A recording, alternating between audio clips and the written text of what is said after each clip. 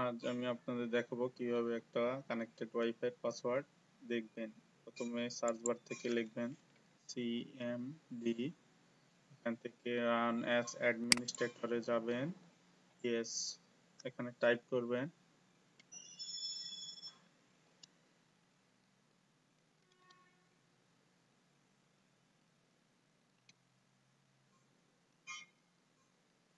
দিয়ে ইন্টার দিবেন, আবার টাইপ করবেন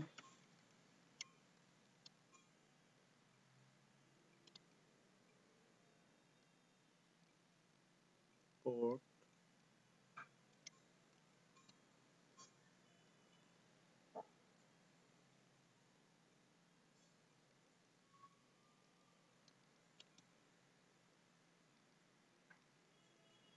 folder equal to c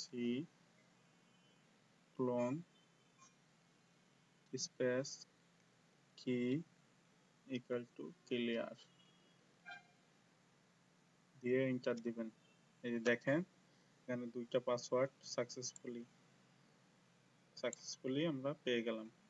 কারণ আমরা এই পাসওয়ার্ডগুলো কই থেকে দেখব, আমরা কেটে দেই সি কম্পিউটারের সি ড্রাইভে। দেখেন এই যে দুইটা, এখানে এটা ওপেন করবেন নোটপ্যাডে, নোটপ্যাডে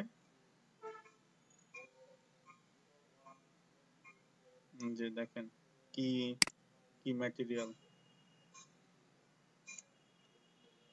ধন্যবাদ সবাইকে।